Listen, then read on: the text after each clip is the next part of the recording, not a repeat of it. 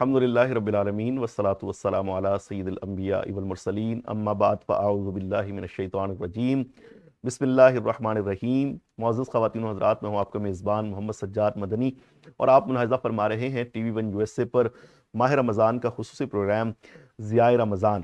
خواتین و حضرات، آج کا ہمارا موضوع ہے فتح مکہ، کیونکہ یہ عظیم الشان واقعہ بھی ماہ رمضان میں وقوع پذیر ہوا تھا۔ اگر آپ سیرت کا مطالعہ کرتے ہیں تو آپ کو پتہ چلتا ہے کہ صدیوں سے مکہ عرب کا سیاسی، تجارتی اور مذہبی مرکز چلا آ رہا تھا، اور مسلمانوں کے لیے یہ بہت ضروری ہو گیا تھا کہ انہیں مکے پر جو ہے کنٹرول حاصل ہو، تاکہ وہ اسلام کی برکات کو پوری دنیا میں پہنچا سکیں، کیونکہ دنیا بھر سے قافلوں کی آمد و رفت کا جو مرکز تھا، جو محور تھا، وہ مکہ کا شہر تھا۔ فتح مکہ سرکار دو عالم صلی اللہ علیہ وسلم کی مبارک زندگی کا ایک اہم ترین غزوہ ہے، اور عہد نبوی کے تمام غزوات کی اپنی ایک الگ اہمیت ہے، لیکن تمام کے تمام مورخین اس بات پر متفق ہیں کہ فتح مکہ کے بعد اسلام کو جو شوکت اور شان اور عروج حاصل ہوا، اس کی مثال اس سے پہلے کہیں نہیں ملتی، اور پورے عالم پر اسلام کی دھاک بیٹھ گئی۔ مسلمانوں کو بیت اللہ میں داخل ہو کر طواف خانہ کعبہ کا موقع ملا، اور کعبۃ اللہ کو بتوں اور تصویروں سے پاک کر دیا گیا، اور ایک طویل عرصے بعد کعبہ مشرفہ پر اللہ تعالیٰ کی وحدانیت کا پرچم لہرایا۔ فتح مکہ کا عظیم و شان واقعہ عالمی امن کا پیغام بھی دیتا ہے، اور یہ آج بھی انسانوں کو حقیقی امن کی ضمانت دیتا ہے۔ فتح مکہ کی اسلام میں اہمیت، اس کی وجوہات، اس کے اسباب پر بات کرنے کے لیے ہم نے آج ایک مرتبہ پھر اپنے اسٹوڈیو میں دعوت دی ہے معروف عالم دین، عالمی روحانی شخصیت حضرت علامہ ڈاکٹر شہباز احمد چشتی صاحب کو، جو کہ ڈائریکٹر ہیں Zia Al-Karam Islamic centre new York, اور آپ ہیومن ریلیف انٹرنیشنل کے چیئرمین ہیں۔ میں حضرت کو آج پروگرام میں خوش آمدید کہتا ہوں۔ السلام علیکم ورحمۃ اللہ۔ جی وعلیکم السلام ورحمۃ اللہ وبرکاتہ، شکریہ۔ ڈاکٹر صاحب، جیسا کہ میں نے اپنی تمہیدی گفتگو میں فتح مکہ کے حوالے سے عرض کیا، تو آپ سے سوال ہے کہ فتح مکہ کی اسلام میں کیا اہمیت ہے، اور اس کی کون سی وجوہات تھیں، وہ کون سے اسباب تھے؟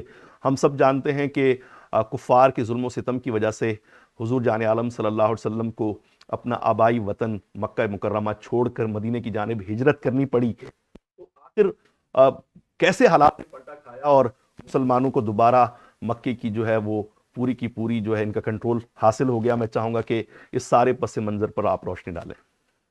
جی، آپ نے جو ہے بڑی خوبصورت بات فرمائی کہ یہ مکہ مکرمہ کی تاریخی اہمیت عربوں میں اور پوری ہیومن ہسٹری کے اندر جی یہ پہلا اللہ کا گھر ہے، بیت اللہ جو مکہ مکرمہ میں ہے۔ جی اِنَّ أَوَّلَ بَيْتٍ وُضِعَ لِلنَّاسِ لَلَّذِي بِبَكَّةَ مُبَارَكًا وَهُدًى لِلْعَالَمِينَ، کہ یہ پہلا گھر ہے جو روئے زمین پر اللہ تعالیٰ کا بنایا گیا۔ نبی کریم علیہ السلام کے جد امجد سیدنا ابراہیم اور حضرت اسماعیل علیہ السلام نے مل کر اس کی تعمیر کی۔ اِذْ يَرْفَعُ إِبْرَاهِيمُ الْقَوَاعِدَ مِنَ الْبَيْتِ وَإِسماعیل۔ لیکن مرور زمانہ کے ساتھ ساتھ ٹائم جب جو آگے بڑھا تو یہ توحید کے مرکز کی بجائے شرک کا مرکز بن گیا، جی اور مشرکین مکہ نے مختلف بت اس کے اندر رکھے ہوئے تھے۔ 360 کے قریب بت تھے، جن میں لات، عزا، منات، حبل جیسے بت رکھے ہوئے تھے۔ اب جب رسول اللہ صلی اللہ علیہ وسلم کی ولادت باسعادت مکہ مکرمہ میں ہوتی ہے، آج بھی جو لوگ وہاں جاتے ہیں مولد نبی صلی اللہ علیہ وسلم جہاں حضور کی ولادت ہوئی، آج بھی وہ جگہ زیارت گاہ عاشقاں کے طور پر وہاں موجود ہے۔ سبحان اللہ۔ تو وہاں رسول اللہ صلی اللہ علیہ وسلم کی بعثت کے بعد، حضور کے اعلان نبوت کے بعد، حضور علیہ السلام نے شرک کی نفی اور توحید کے اس بات کے اوپر ایک پریکٹیکل سٹرگل حضور نے شروع فرما دی۔ ہیومن بیسس کے اوپر سٹیپ بائی سٹیپ حضور نے جد و جہد فرمائی کہ اللہ کے دین کو صاف ستھرا دین، توحید کا اور وحدہ لا شریک کے طور پر اللہ کو مانے لوگ، حضور نے ایک جد و جہد شروع فرما دی۔ 13 سال حضور نے مکہ مکرمہ میں گزارے، لیکن صاف ظاہر ہے کہ صدیوں سے جہاں کفر اور شرک نے ڈیرے ڈالے ہوئے تھے، آل آف سڈن وہ چیزیں تو تبدیل نہیں ہوتی، بگاڑ آتا ہے تب بھی جو ہے اس کے سنوارنے میں پھر بڑا وقت لگتا ہے، بگاڑ تو جلدی آ جاتا۔ جی تو اس حد تک حضور نے جد و جہد فرمائی، لیکن 13 سال میں بہت تھوڑے سے نتائج حاصل ہوئے۔ پھر حضور نے اللہ کے اذن سے جو ہے وہ اور حکم سے مائیگریٹ کیا مکہ مکرمہ ٹو مدینہ طیبہ۔ وہاں بھی کفار کی ریشہ دوانیوں میں فرق نہیں آیا مسلمانوں کے خلاف۔ اب جو ہے وہ 6 ہجری کو 6 ایئرس آفٹر مائگریشن ٹو مدینہ صلح حدیبیہ ہوتا ہے، جس کو پیس ٹریٹی بھی کہا جاتا ہے، جی کہ جس میں 10 سال کے لیے ماڈرن لینگویج میں کہوں تو سیز فائر کا اعلان ہے، جنگ بندی ہے۔ اب کچھ قبائل نے مشرکین مکہ کے ساتھ الائنس کر لیا اور کچھ قبائل نے رسول اللہ صلی اللہ علیہ وسلم کے ساتھ الائنس کر لیا۔ اب یہ تھا کہ یہ اس کی معاہدہ لکھا جا چکا تھا، بعد ازاں جو ہے وہ 2 سال کے بعد اندازن جو ہے وہ کفار کے ایک حمایتی اور اتحادی قبیلے نے رسول اللہ صلی اللہ علیہ وسلم کے اتحادی قبیلے کے اوپر اٹیک کر دیا، جس کی وجہ سے وہ معاہدہ ٹوٹ گیا، اور نبی کریم صلی اللہ تعالیٰ علیہ وآلہ وسلم نے جو ہے وہ فرمایا کہ تم نے معاہدہ توڑ دیا ہے۔ ابو سفیان جو لیڈ کرتا تھا اہل مکہ کو، ابو سفیان نے مدینہ طیبہ آ کر اس معاہدے کی تجدید کی کوشش کی، لیکن اب وقت گزر چکا تھا، اور رسول اللہ صلی اللہ علیہ وسلم اللہ کی طرف سے یہ حضور کو یہ اشارے مل گئے کہ اب اس کی تجدید کی ضرورت نہیں ہے، کیونکہ یہ وائلیشن مسلمانوں کی طرف سے نہیں ہوئی، اس پیس ٹریٹی کی وائلیشن یہ پیگنس آف مکہ، مشرکین مکہ کی طرف سے ہوئی ہے۔ تو رسول اللہ صلی اللہ علیہ وسلم نے اس صلح حدیبیہ کے ٹوٹنے کے بعد مکہ مکرمہ کو کنکر کرنے اور حضور نے مکہ کو کفر و شرک سے پاک کرنے کا جو پلان وہ ترتیب دیا، جو سیرت کی کتابوں میں انتہائی خوبصورت ایک منصوبے کے طور پر موجود ہے۔ بہت شکریہ ڈاکٹر صاحب۔ متصل ہی میں یہ سوال بھی آپ کی خدمت میں رکھنا چاہتا ہوں کہ فتح مکہ کا جو واقعہ تھا، اگر آپ اس کی منظر کشی کرنا چاہیں تو سیرت کی کتابوں میں وہ کس طرح بیان ہوا ہے، اس دن کے جو واقعات تھے ان کی ترتیب کیا تھی، اور اگر ہم مثال کے طور پہ اپنی امیجنیشن میں لانا چاہیں تو وہ اس دن کیا کیفیت تھی، کیا منظر تھا، مسلمانوں کو اتنے عرصے بعد بیت اللہ تک رسائی حاصل ہو رہی تھی، ان کیفیات کی آپ کس طرح ترجمانی فرمائیں گے؟ جی میں ایک بات تو یہ عرض کروں گا کہ رسول اللہ صلی اللہ علیہ وسلم کا اس غزوہ فتح مکہ میں حضور کا جو طرز عمل ہے نا، جی وہ امت کے لیے اس میں ایک نمونہ یہ ہے کہ اپنے پلانز کو آپ ڈسکلوز نہ کریں اہیڈ آف ٹائم۔ سبحان اللہ۔ نبی کریم علیہ الصلوۃ والسلام نے اپنے پلان کو ڈسکلوز نہیں کیا، لاسٹ مومنٹ تک یہ پتہ نہیں تھا کہ حضور کی ڈائریکشن کس طرف ہوگی، اور نبی کریم علیہ الصلوۃ والسلام نے 10,000 کے قریب جو ہے وہ صحابہ کرام حضور کی معیت میں اس ماہ رمضان المبارک میں، جس مہینے میں جو ہے اس وقت ہم سانسیں لے رہے ہیں، اس مبارک مہینے میں رسول اللہ صلی اللہ علیہ وسلم نے سفر کا آغاز فرمایا ہے۔ اور ایک دلچسپ بات میں عرض کروں کہ اس سفر کے دوران یہ جو مغربی میڈیا چیزوں کو پورٹریٹ کرتا ہے، اور they have capability to convert black into white and white into black over the night، اور رسول اللہ کو یہ پورٹریٹ کرتے ہیں معاذ اللہ پرافٹ آف ٹیرر کی حیثیت سے۔ رسول اللہ پرافٹ آف پیس، اور حضور صلی اللہ علیہ وسلم جو ہے وہ امن و آشتی کے پیغمبر ہیں، کہ جب یہ سفر حضور کا شروع ہوا ہے تو راستے میں ایک جگہ پر ایک کتیا نے جو ہے وہ بچے دیے ہوئے تھے، تو رسول اللہ صلی اللہ علیہ وسلم اس قدر پر امن پیغمبر ہے کہ حضور نے آل آف سڈن ٹروپس جو ہیں ان کی ڈائریکشن کو چینج کر دیا ہے، فرمایا کسی وجہ سے کر کے ہمارے اس لشکر کی آواز کی وجہ سے کتیا کو اور اس کے بچوں کو تکلیف نہ پہنچے۔ حضور اس قدر مخلوقات کے لیے پرافٹ آف مرسی اور پرافٹ آف کائنڈنس اور پرافٹ آف پیس کے طور پر حضور علیہ الصلوۃ والسلام نے جو ہے وہ ڈیمانسٹریٹ کیا ہے۔ اب رسول اللہ صلی اللہ علیہ وسلم مکہ مکرمہ کی طرف ٹریول کرتے ہیں تو بے شمار واقعات جو ہے رونما ہوتے ہیں۔ جب آپ بالکل مکہ مکرمہ کے قریب پہنچ جاتے ہیں اس وقت اہل مکہ کی آنکھیں کھلتی ہیں کہ رسول اللہ صلی اللہ علیہ وسلم 10,000 صحابہ کے ساتھ تشریف لا رہے ہیں۔ دوبارہ ابو سفیان نے کوشش کی، لیکن اب وقت گزر چکا تھا، اور حضور کے چچا عباس بن عبد المطلب کو بار بار کہتا تھا، ابو سفیان جو اس وقت مسلمان نہیں ہوئے تھے بعد میں مسلمان ہو گئے، تو ہم نے ان کو پھر جو ہے وہ رضی اللہ تعالیٰ عنہ کا بھی کہتے ہیں کہ بعد میں مسلمان ہو گئے، وہ بار بار یہ کہتے حضرت عباس بن عبد المطلب کو کہ عباس تیرے بھتیجے محمد کی بادشاہی بہت بڑھ گئی ہے، تو وہ کہتے ہیں یہ بادشاہی نہیں، یہ نبوت محمدی کا فیضان ہے۔ اور رسول اللہ صلی اللہ علیہ وسلم دنیا کے فاتحین کی تاریخ پڑھیں، وہ بڑی مغروری کے ساتھ انٹر ہوتے ہیں، مگر حضور کی داڑھی مبارک کے بال اونٹ کی کوہان سے لگ رہے تھے، اونٹنی کی کوہان سے، اور حضور اللہ کی تسبیح، اللہ کا شکر ادا کر رہے تھے. اور یہ جملہ میں کہوں جوش فتح میں ایک صحابی کے زبان سے نکلا، آج بدلے کا دن ہے، آج انتقام کا دن ہے، آج گردنیں کٹیں گی، آج خون بہے گا. تو رسول اللہ صلی اللہ علیہ وسلم نے ان کے ہاتھ سے فلیگ آف لیڈرشپ واپس لے لیا. فرمایا نو، آج یوم یوم المرحمہ، آج رحمت محمدی کا دن ہے، آج معافی کا دن ہے، آج عفو عام کا دن ہے، آج رحمت محمدی کے ظہور کا دن ہے، آج تو میری رحمت کا جو ہے وہ جھنڈا لہرایا جائے گا. تو حضور بڑے پرامن طریقے سے مکہ مکرمہ میں انٹر ہوئے ہیں. اب جو ہے وہ جب آپ بریک سے واپس تشریف لائیں گے تو میں عرض کروں گا ایگزیکٹ مناظر کیا تھے. جی ڈاکٹر صاحب، انشاءاللہ اسی واقعے کو ہم جاری رکھیں گے. خواتین حضرات، وقت ہوا چاہتا ہے ایک مختصر وقفے کا. انشاءاللہ جب بریک سے واپس لوٹیں گے تو فتح مکہ کے واقعے کی بقیہ تفصیلات ہم ڈاکٹر صاحب کی زبانیں سنیں گے. چلتے ہیں ایک بریک کی جانب.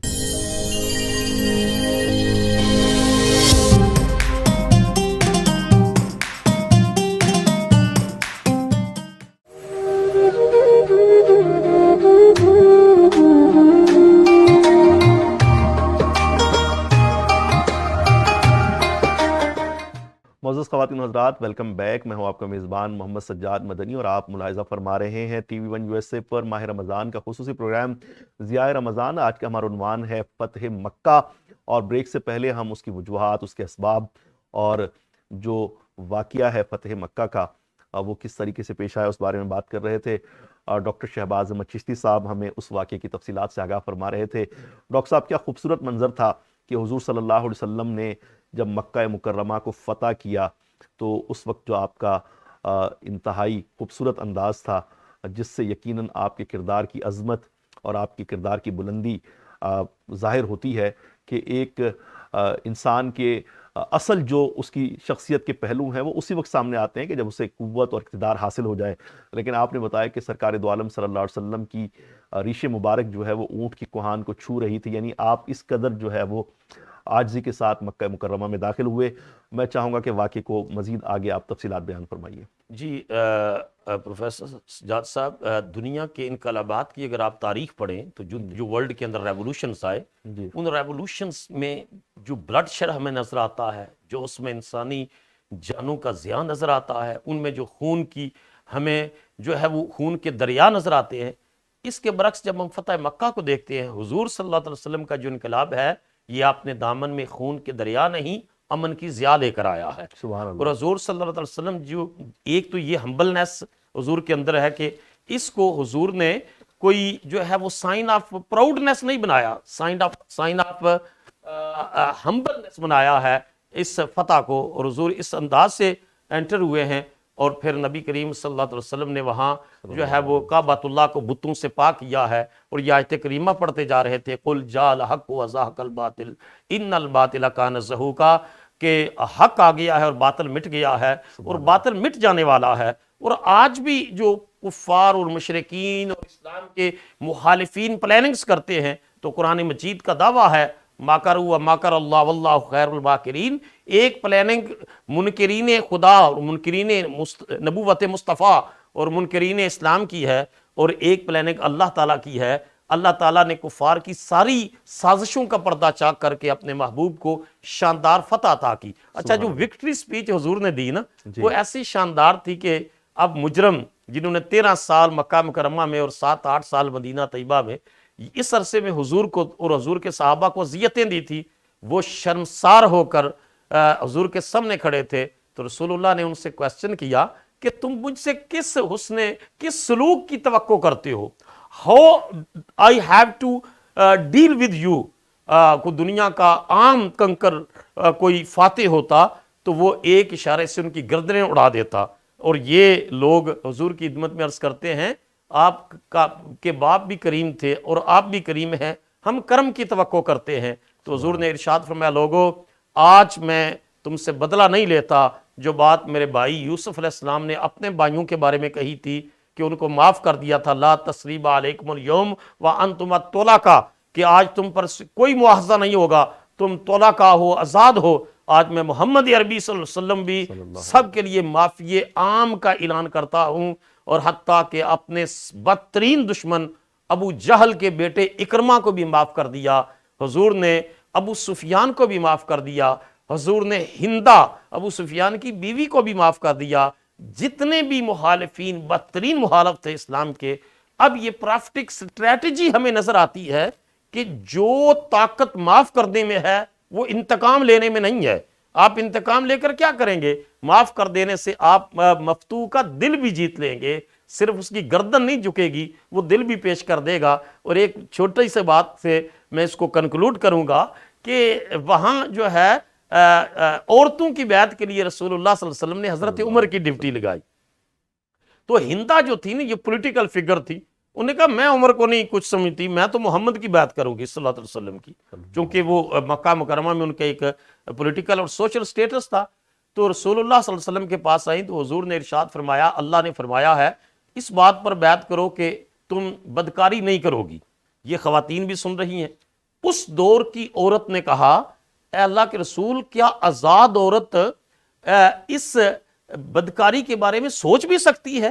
یعنی اس دور کی بھی جو فیملی ویلیوز تھی، ٹرائبل ویلیوز تھی، اس نے حضور سے کہا کہ میں تو آزاد عورت ہوں، ایسا تو میں سوچ بھی نہیں سکتی۔ ہاں آپ نے فرمایا تو میں وعدہ کرتی ہوں بدکاری میں انوالو نہیں ہوگی۔ تو حضور نے ارشاد فرمایا، قرآن کہتا ہے کہ نبی بھی ان سے بیعت لو، چوری نہیں کرو گی۔ تو کہتی ہیں کہ میں چوری تو نہیں کرتی، لیکن میرا ہسبینڈ ابو سفیان کبھی کبھی مجھے پیسے نہیں دیتا، مجھے خرچہ نہیں دیتا کچن چلانے کے لیے، گھر چلانے، تو میں اس کی جیب سے پیسے نکال لیتی ہوں۔ اس بات پر جو ہے وہ حضرت عمر اتنے مسکرائے کہ مسکرائے کہ لوٹ پوٹ ہو گئے حرم کعبہ میں۔ اور پھر حضور نے ارشاد فرمایا اس بات کا کہ تم جو ہے وہ اپنی اولادوں کو ناحق قتل نہیں کرو گی۔ تو چونکہ بڑی ذہین عورت تھی، آگے سے کہتی، اے محمد صلی اللہ علیہ وسلم، آپ نے ہمارے چھوڑے کون سے ہیں جن کو ہم قتل کریں گے؟ آپ نے بدر و احد میں تو سارے ختم کر دیے۔ تو یہ سارے کوسچن اور آنسر ہوتے ہیں، اور پھر وہ عورت بھی حلقہ بگوش اسلام ہو جاتی ہے۔ اس طرح جزیرہ عرب کے اندر کفر و شرک کا خاتمہ ہوتا ہے، توحید کا نور پھیلتا ہے، مصطفیٰ کی رسالت کی کرنیں چمکتی ہیں، اور قرآن کے نور سے عرب کا معاشرہ جگمگ جگمگ کرتا ہے کہ انسانیت اور ملائکہ اس ماحول کے اوپر رش کرتے دکھائی دیتے۔ سبحان اللہ، سبحان اللہ۔ خواتین حضرات، ڈاکٹر شہباز احمد چشتی صاحب نے فتح مکہ کے جو پہلو تھے وہ انتہائی تفصیل کے ساتھ ہمارے سامنے بیان فرمایا، اور ڈاکٹر صاحب کی یہ خصوصیت ہے، آپ کی یہ انفرادی پہچان ہے کہ آپ امریکہ میں بھی اسلام کے جو عقلی پہلو ہیں اور جو اسلام کے واقعات کی جو عقلی توجیہات ہیں، جو لاجیکل اس کا فریم ورک بنتا ہے، وہ آپ غیر مسلموں کے سامنے رکھتے ہیں۔ اور ہم دیکھتے ہیں کہ بہت سارے جو کفار ہیں، جو غیر مسلم ہیں، وہ ڈاکٹر صاحب کے ہاتھ پر اسلام قبول کرنے کی سعادت حاصل کرتے ہیں۔ الحمدللہ۔ اور پروگرام کا وقت اپنے اختتام کی جانب بڑھ رہا ہے۔ ڈاکٹر صاحب، فتح مکہ سے ہمیں کیا سبق ملتا ہے، اور ہمیں کس انداز سے یہ دنیا کے سامنے پہنچانا چاہیے تاکہ اسلام کی عالمگیریت اور اس کی جو الحمدللہ فاؤنڈیشن میں امن کی، سکون کی اور سلامتی کی سوچ ہمیں مہیا کی جاتی ہے، وہ ہم آگے پہنچا سکیں؟ میں چاہوں گا فتح مکہ کی جو اسباب تھے وہ تو آپ نے بیان فرمایا، اب اس سے سبق کیا ملتا ہے اس بارے میں رہنمائی فرمائیں۔ جی، سبق ایک تو یہ ملتا ہے کہ جب آپ رائٹ پاتھ پر جا رہے ہیں، اپنے مقصد اور مشن میں آپ حق پر ہیں، تو مشکلات کی آپ پرواہ نہ کریں۔ سبحان اللہ۔ انشاءاللہ نتائج اللہ تعالیٰ آپ کے حق میں کر دے گا۔ آپ اپنی نیت ٹھیک رکھیں، اپنی جد و جہد جاری رکھیں۔ رسول اللہ صلی اللہ علیہ وسلم نے دعائیں بھی مانگی، لیکن سارا کام دعاؤں سے نہیں چلایا، ہیومن سٹرگل کی۔ آپ اپنے مشن کو اچیو کرنے کے لیے جد و جہد کریں۔ دوسرا میسج یہ ہمیں ملتا ہے فتح مکہ سے کہ یہ کوئی ملک فتح کرنا یا یہ کوئی انسانوں کو غلام بنانا نہیں ہے۔ حضور کے مکہ مکرمہ کو فتح کرنے سے انسانیت کو راحت ملی ہے، سکون ملا ہے، اور انسانیت کا شرف بڑا ہے۔ اس وجہ سے کر کے دوسرا یہ ملتا ہے کہ جب آپ کو اللہ فتح اور غلبہ عطا فرمائے تو اس میں انسانوں کے ساتھ اچھا معاملہ کریں۔ خاندان میں اگر آپ کو اچھی پوسٹ مل گئی ہے تو آپ ان کے ساتھ بلائی کا، ہمبلنس کا معاملہ کریں۔ اور تیسری بات یہ ہے کہ ہر اپنی کامیابی کو اللہ تعالیٰ سے منسوب کریں اور کہیں کہ میں نے تو کوشش کی ہے، فائنل اس میں وکٹری جو ہے مجھے ملی ہے میرے رب کے فضل سے ملی ہے، توکل سے ملی ہے، ایمان کی طاقت سے ملی ہے، یقین سے ملی ہے۔ اپنی اچھائیوں کو اپنے رب کی ذات کی طرف منسوب کریں، برائیوں کو اپنے نفس کے ساتھ منسوب کریں، تو انشاءاللہ آپ